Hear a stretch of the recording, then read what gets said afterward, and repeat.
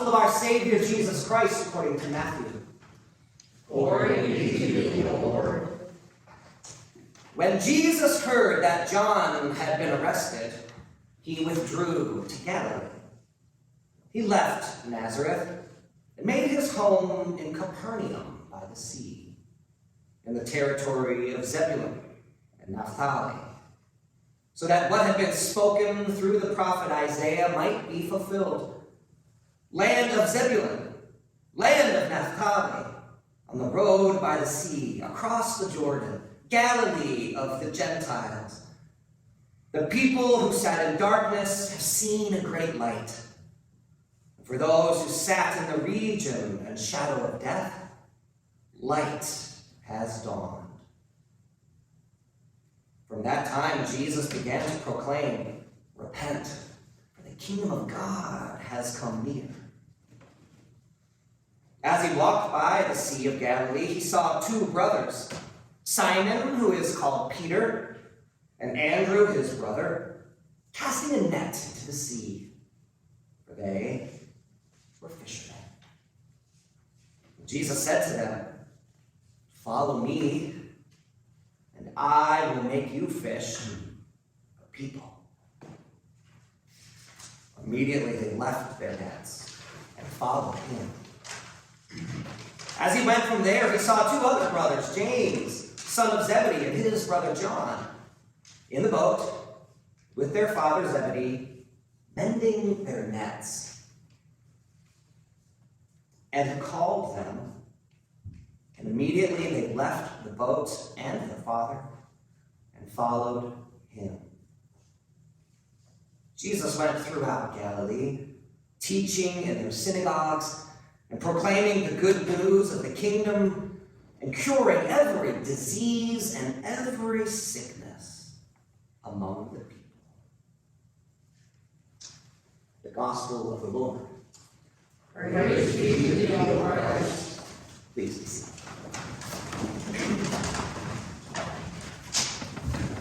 Well, this is the day. We've been looking forward to this day for over a month. The day when I will take the questions that you have been submitting to me, and I have researched answers, and this is the sermon where I share them with you. It's actually the sermon where I share about a third of them with you because I talk too long. I'm a teacher at heart, and I think I'll spend 90 seconds on this one and 45 seconds on this one. Inevitably, I spend 9 minutes on the first one. So, as I have learned to do over the years, I have also printed out for you answers to all 10 of the questions. I hope to get to 5 this morning, which means I'll feel good if I get to at least 3. You'll get these on your way out, because I don't want you reading the bulletin while we're trying to do communion. And one for household keys, because the printer has been acting up. Okay, so let's begin. The first question is the Jewish Torah the same as the Christian Old Testament?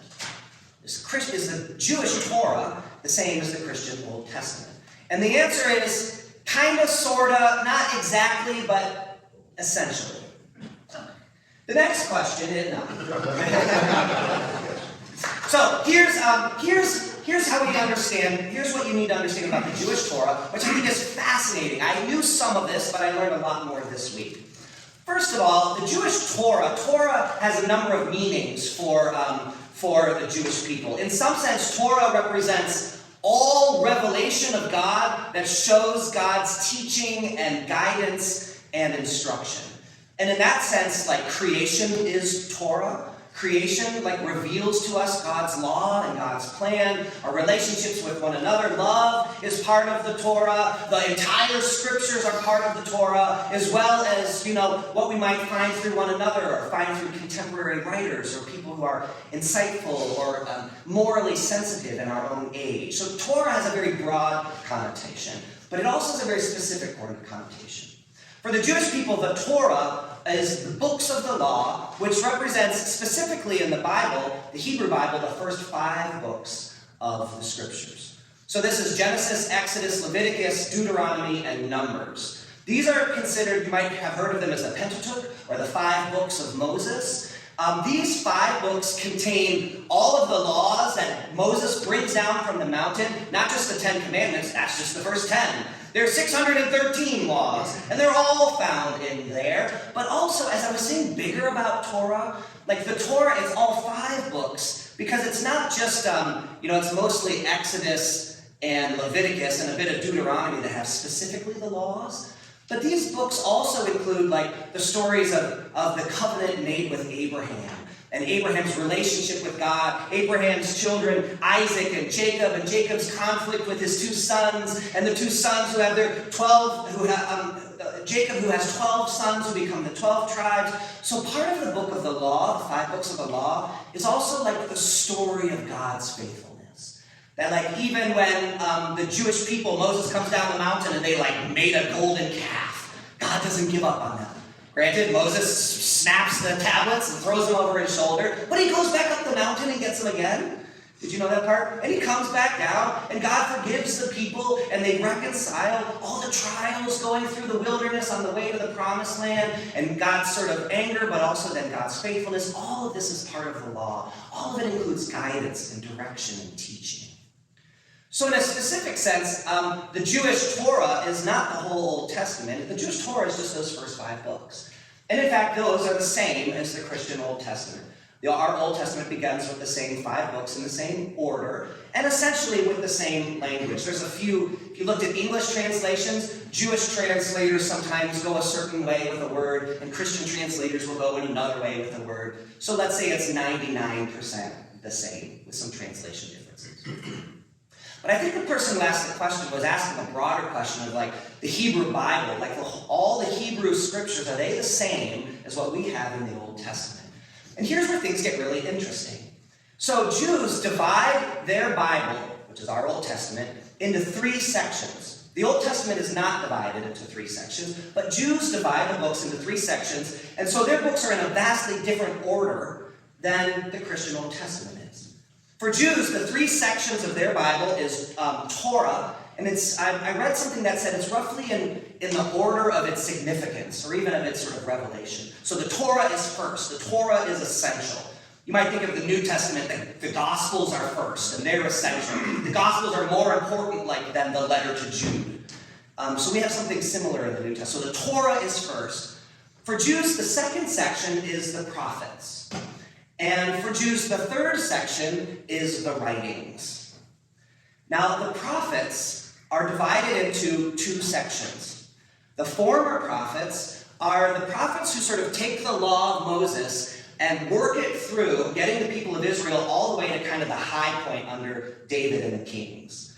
So the former prophets would include like our books of Samuel, the books of Kings, the book of Judges. Like these are books that are considered former prophets, and they're how we get the law into Israel becoming great and strong. Then there's the latter prophets, which speak to the people of Israel during a time of conflict and turmoil. These latter prophets are speaking essentially around the second big event of the Old Testament, which is the exile in Babylon. All the Jewish people get taken and dragged away out of their country into Babylon, and Jerusalem gets flattened like a pancake. No temple, no walls, not a single building standing, absolutely destroyed. It was a horrendous, extremely tragic, like beyond comprehension event in the life of the Jewish people. It'd be like Washington, D.C. being flattened and all Americans being forced out of our territory into other countries. An absolute, just breathtaking tragedy. So the second group of prophets are all speaking either before, during, or after this great event of the exile. And so that's the second book, the prophets. The third book for Jews is the writings. And the writings include books of poetry, like Psalms and Proverbs.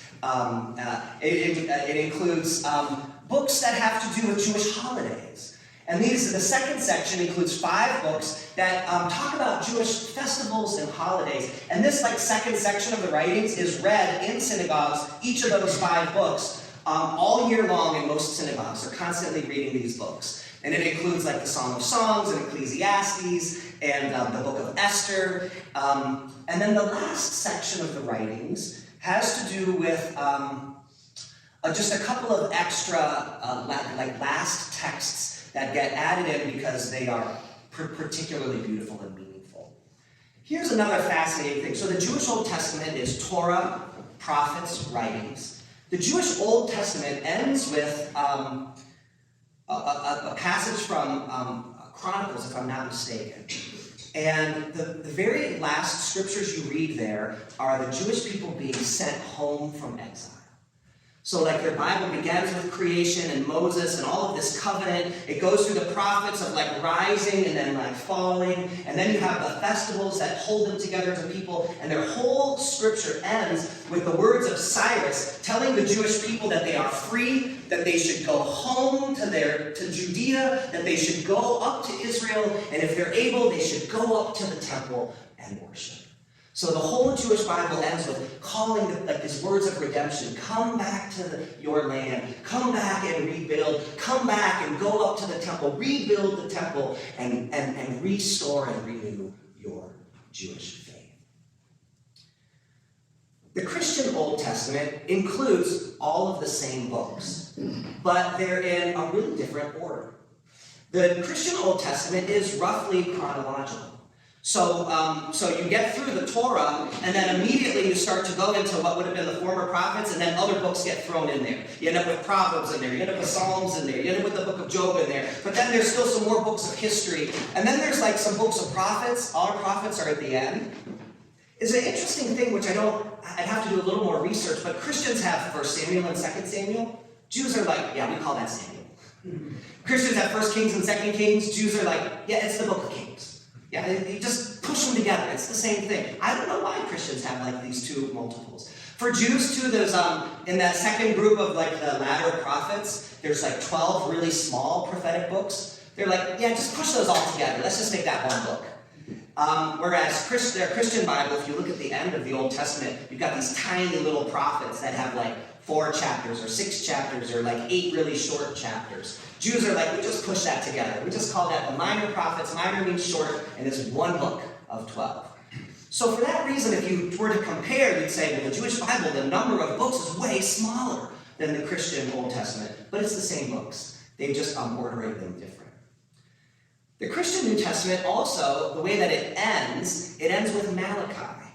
And Malachi is the one who has the words that says, in the latter times, I will raise up for you the prophet Elijah, and he will go before, I won't get it quoted perfectly correctly, but something like, he'll go before my Holy One in the day of the Lord, and he will restore fathers' hearts to their children and children's hearts to their father.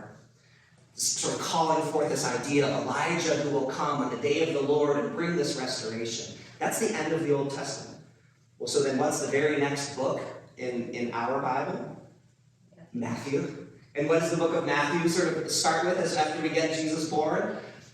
John the Baptist, who comes out like Elijah, calling all of the people back, saying the day of the Lord is coming, and calling, parents to reconnect their hearts to their children and children to their parents. So actually Christians have reorganized the Jewish Bible to make it more chronological, because our New Testament is roughly chronological, and also to have it end on this point that thrusts the Old Testament forward into the New Testament. This idea that almost like the purpose of the Old Testament is to prefigure the New Testament, set up prophecies that the New Testament will show their fulfillment. So is the Jewish Bible, the Hebrew Bible, the same as the Christian Old Testament? Sort of, essentially, not exactly, but kind of. I think you understand that. I don't know how much time I have left. Let's do 1 or 2 more. I said I was shooting for 3. Somebody asked, what is the story of the Dead Sea Scrolls, and why are those so important? The Dead Sea Scrolls were found in 1946. A Bedouin shepherd was looking for his goat, as I understand the story, and you have to imagine a world where there are thousands of caves. I don't know if you can imagine this, but just a super rocky terrain with hills and mountains that are Swiss cheese. I mean, caves next to caves, and caves inside of caves, and caves on top of caves on top of other caves. Just nooks and crannies everywhere. By the way, somebody has imagined that when Jesus tells the Sermon on the Mount, and there's like thousands of people, how could they all hear him? Well, it's on the Mount, and the idea, some people say, is that Jesus found a kind of a concave sort of part of a mountain. Not exactly a cave, but they might call it a very shallow cave, with just 4 or 5 feet back like this. And Jesus stood there, and it was like a satellite dish. And as Jesus spoke, any sound that would go backwards bounced off this wall and was projected forward. And when I was in Israel, some of us were there too. We didn't know this, but our guide, as we were walking, sent somebody across the street and way up this hill. And as we were all walking, suddenly we heard something and turned, and the person was 100 yards away and 40 yards up, and they were reading from a piece of paper, the Sermon on the Mount, and we could hear them. If we were silent, quiet, we could hear them almost like they were next to us. It was super, super projected. So it's a world with lots of caves. I told you I'm a teacher, I just gave up. Get going. Back to the Dead Sea Scrolls. So he's throwing rocks into these caves, waiting for a bleat, so he knows he's found his goat. And what he hears instead is like the crashing of an earthenware vessel. So the Bedouins go up and they look and they find these earthenware vessels, several of them smashed, full of manuscripts. Well, as the story was told to me, they took these manuscripts and brought them into town and got a couple bucks for them and thought, hey, good living. It's better than selling goats. Just free manuscripts. And somebody comes upon these manuscripts. I don't know if the person they were sold to brings them to an archaeologist, or an archaeologist comes to the shop frequently. Somehow or other, biblical archaeologists find these manuscripts and say, oh my goodness, where did these come from? Over the course of the next 10 years or so, they find 12 different caves that are full of these earthenware vessels, and ultimately come up with 972 manuscripts from 2,000 years ago. The best archaeologists can do is they think they're from about 300 before Christ up to maybe as late as 100 after Christ. So really Jesus' time, or just a little bit before. Now here's why the Dead Sea Scrolls are so important. This is going to be hard for you to believe, but the earliest manuscript that anyone on earth has of the Jewish Bible in Hebrew, what we just talked about, the Torah and the prophets and the writing, the Jewish Bible in Hebrew, the oldest manuscript, guess what year it comes from? Just throw out a couple dates, you'll be wrong, but this will be fun. 15. Wrong! 1500. Wrong, but that's a good guess. 400, you think might be kind of old, maybe even BC. The oldest manuscript we have of the Jewish Bible is from 1000 BC, 1000 AD, like the Middle Ages. We don't have any older manuscripts of the Jewish Bible than 1000. You're thinking, but there were Jews before the year 1000 and they were using the scriptures. Where are those scriptures? We don't have them.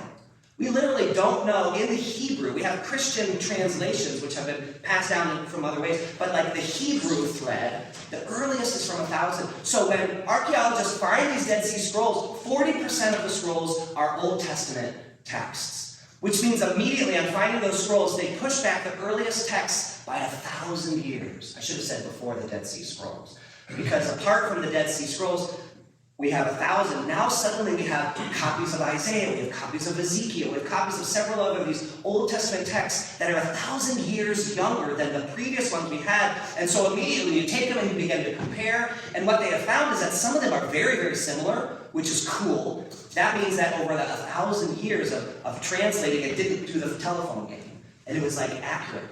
But some of them are really different.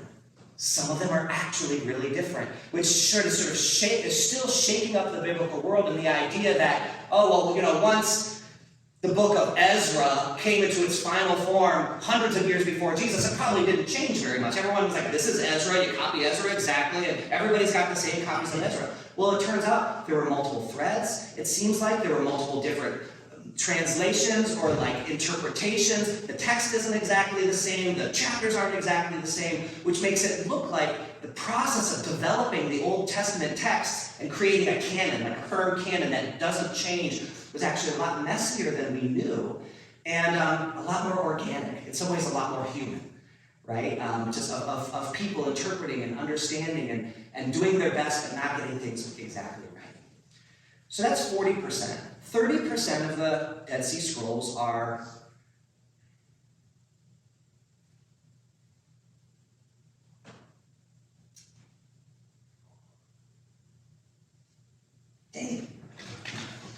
He remembered. I had it, then I lost it. But I'll remember as soon as I see it. Dead Sea Scrolls, 30%. Ah, I knew that. Have you heard of the Apocrypha? The Apocrypha, these are Second Temple texts, Jewish texts, that don't make it into the Jewish Bible. Second Temple is when they come back from exile and the temple was flat, they rebuild it. Incidentally, the ark isn't in it anymore. When the Babylonians come to destroy the temple, it's not clear if the ark gets destroyed or somebody sneaks it away, but nobody's seen the ark since about 600 BC. So in Jesus' day, there was no ark in the temple anymore. So they come back from exile and they rebuild the temple. So from about 500 BC to 0, when Jesus is born, those 500 years are the Second Temple period. And the Jews are still writing. There's still prophetic books. There's still things happening and people are writing it down. But those books don't end up in the Jewish scriptures. They don't become part of the Christian Old Testament. But they are in Bibles that include the Apocrypha, with Apocrypha.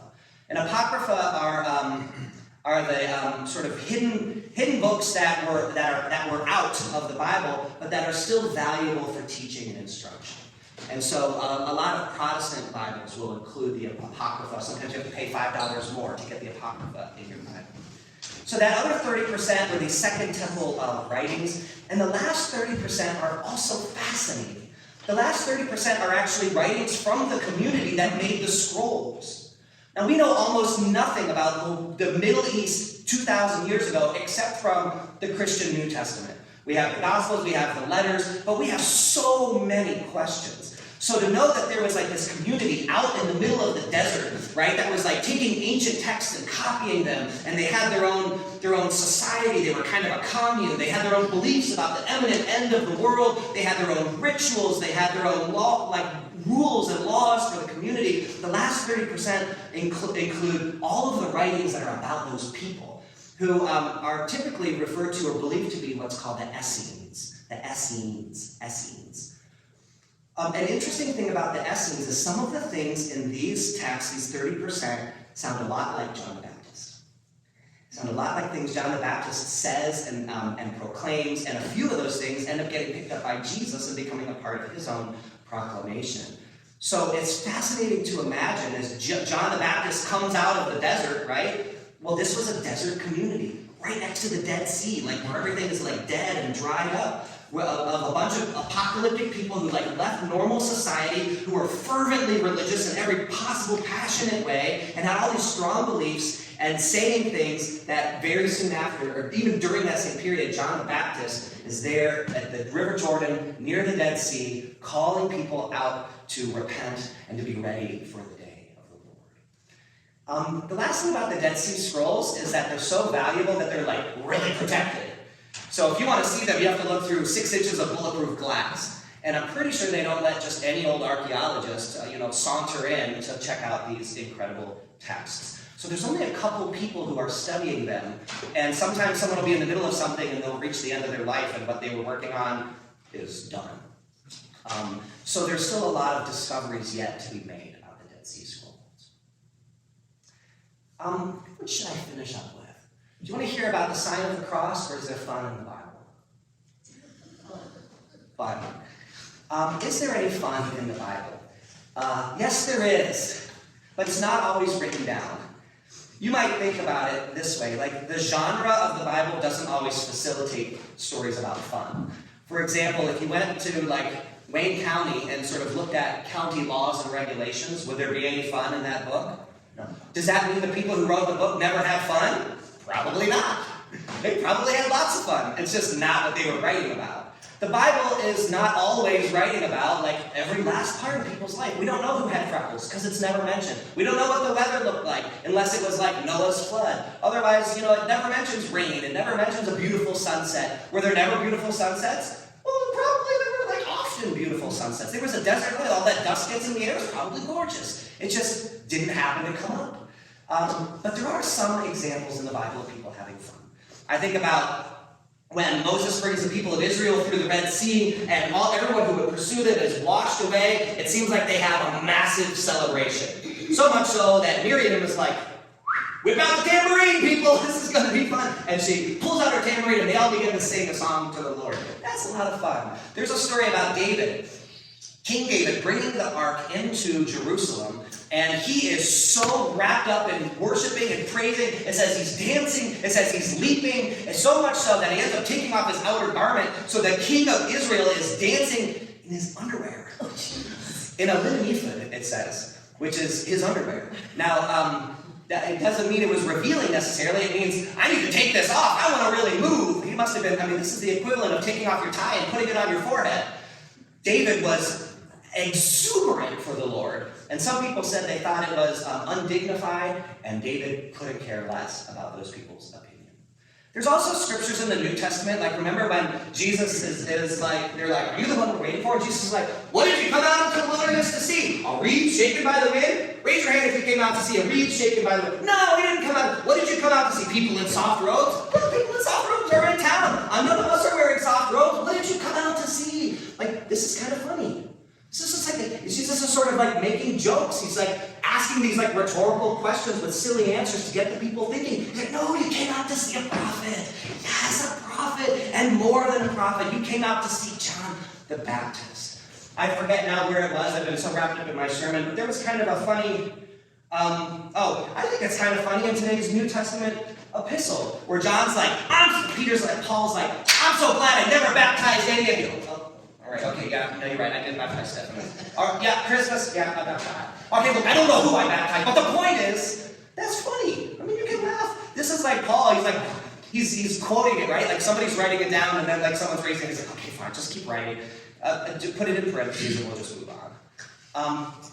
Ultimately, I want you to remember, and we'll end here, that Jesus says, I have come that my joy might be in you, and that your joy would be complete. The whole point is joy. The point of the law, as someone once described, the law is a little bit like lines on the road and guardrails. Like if you didn't have lines on the road and guardrails, we'd all have gone over the cliff. That's not fun. When you follow the rules, when everyone in society follows the rules, we're all able to have a really nice life.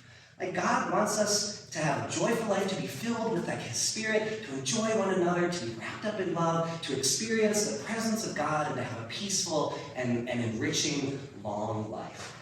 And if that's not fun, I don't know what is. In the write-up, you'll see some other questions like, why was God ticked off with Esau? Why do we make the sign of the cross? Where does it come from? And why is the Trinity so divisive? You'll have to read those answers on your own. Finally, remember that I love to answer questions. You don't have to wait till January. Ask me anytime, and I'll find you.